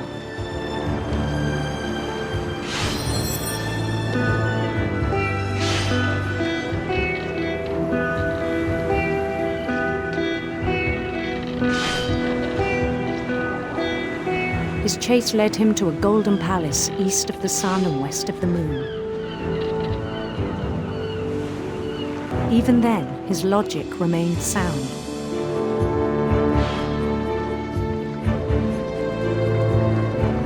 He knew the world was all in his imagination.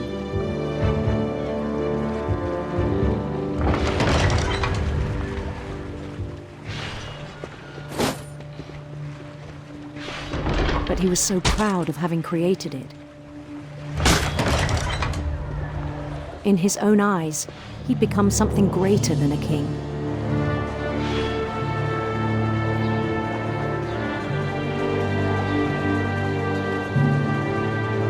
For someone who'd never known success in the real world, I think it was overwhelming. And then it struck him that the real Louis was not the one chopping salmon, but the one climbing the steps of a golden palace.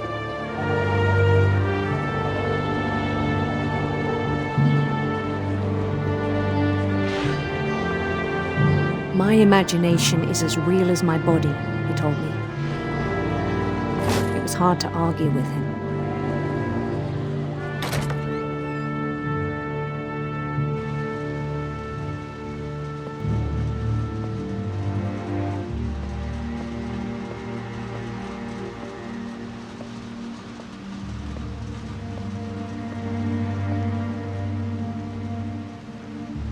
He began to forget the world we know.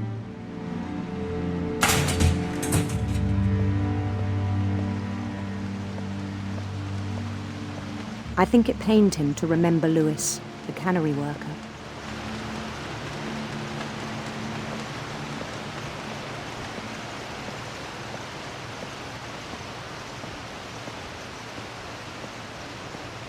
He began to despise the man with a royal contempt.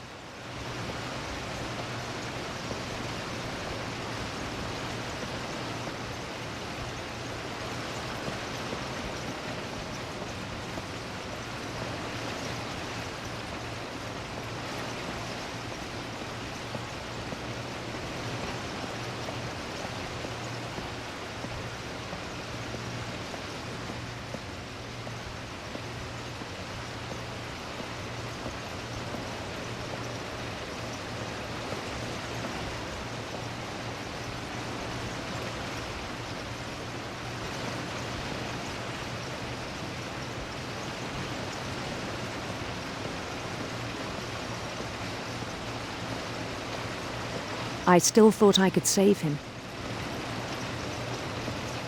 Even after he said he was being crowned king over all the lands of wonder.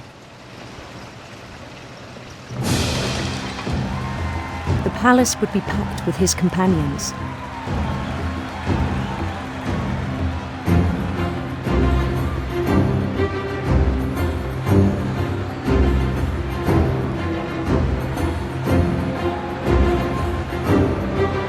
Including the wise Calico who'd insisted on advising me.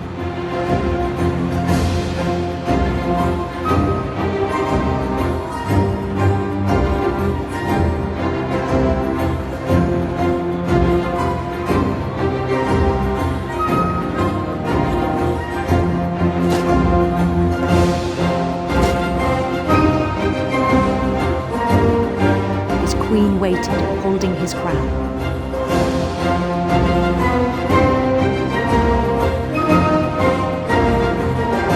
There was only one thing left to do.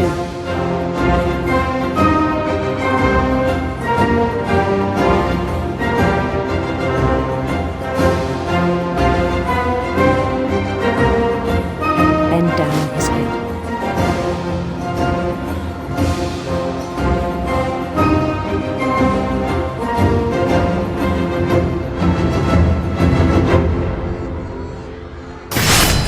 And the rest I think you know. Mrs. Finch, your son was a kind man who will be missed by all of us who knew him.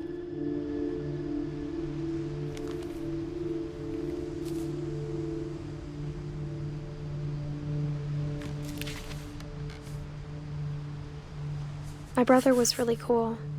I wish you could have met him.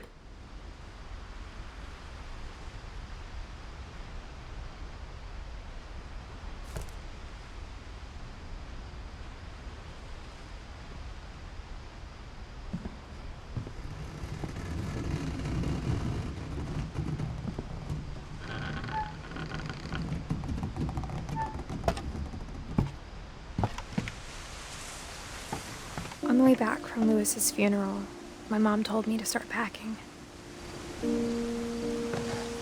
She waited until the day before we left to tell Edie.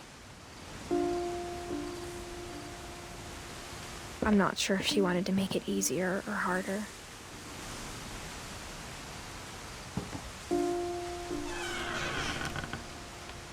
I wish we'd stayed.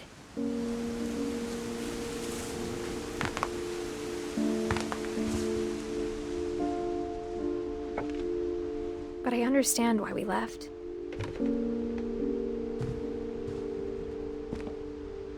My mom ended up leaving everything behind.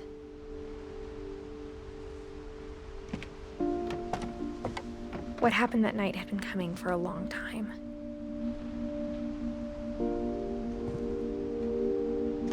Maybe it should have come sooner.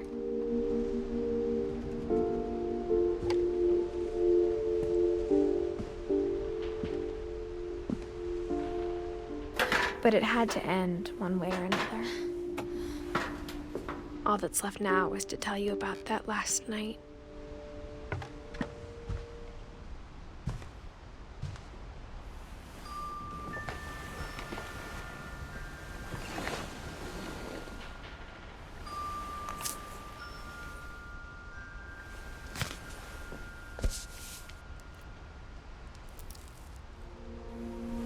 That whole last day, Edie just watched us pack and didn't say a word. Until supper, when she raised her glass and said, "To our final night together, and all our final nights apart." Grandma, you know what I said about alcohol. Some of your medications are very Edith, specific. I left a present for you in the hallway. Why don't you go open it? The grown-ups have to argue now. I'm sorry, you're right. We're all leaving tomorrow. Let's just enjoy our last... I'm not leaving. Edith, you're excused.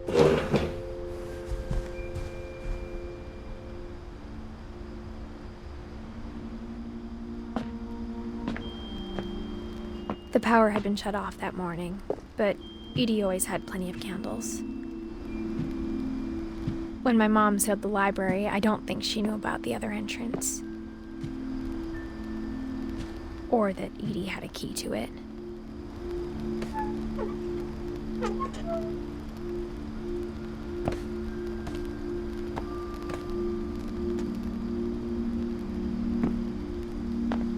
That thing you're afraid of isn't going to end when you leave the house.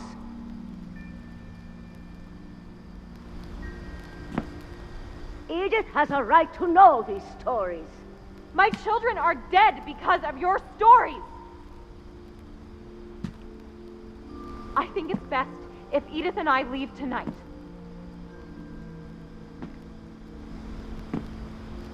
We'll have the nursing home send a van for you in the morning, okay?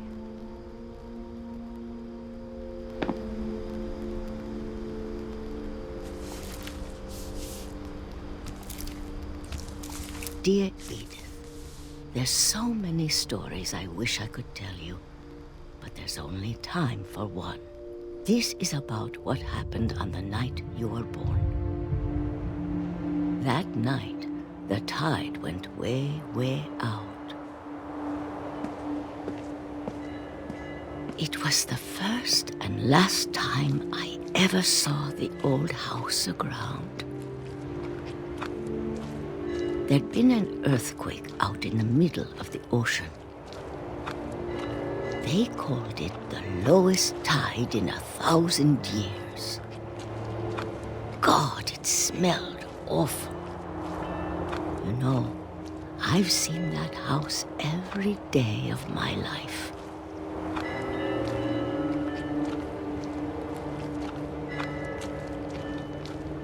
But I never thought I'd go back to it.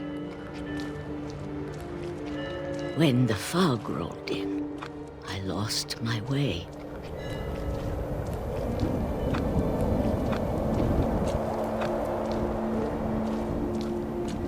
I got turned around.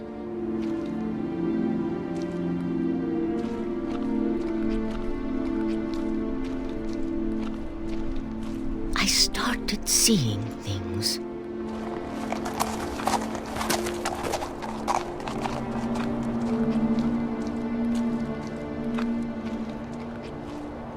Things I'd forgotten had ever existed.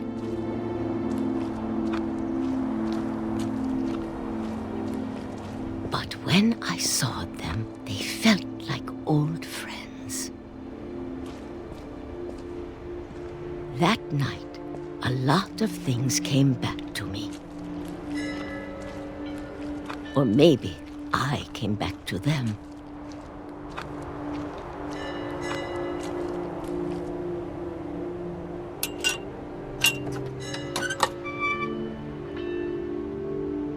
Things I can't explain, but that I need you to try and... Edith, what are you doing in here?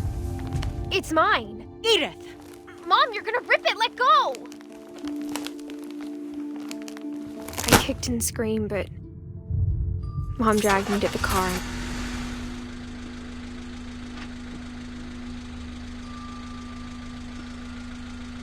I never saw Great-Grandma Edie again. The next morning, the van came to pick her up, but she was already gone. After that, we moved around a lot.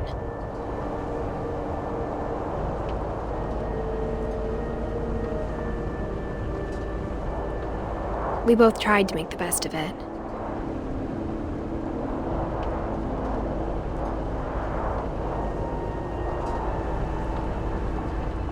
few years went by.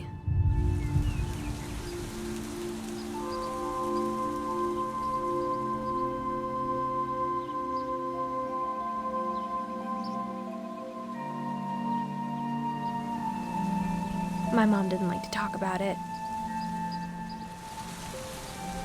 but she started getting sick a lot. The rest happened pretty quickly. She got better for a while, and then she didn't. And then I was alone.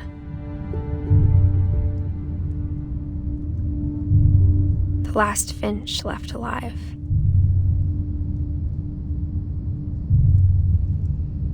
Until I found out about you. I'm still not sure what to tell you about all this.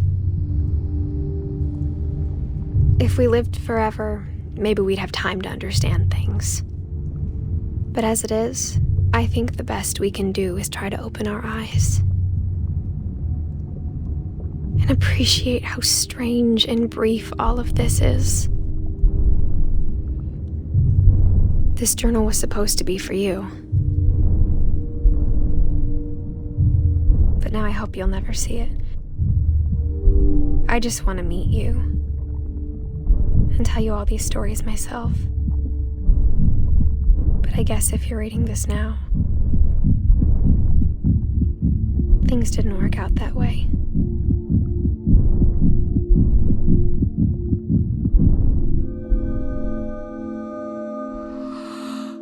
This is where your story begins. I'm sorry I won't be there to see it. It's a lot to ask, but I don't want you to be sad that I'm gone. I want you to be amazed that any of us ever had a chance to be here at all. Good luck.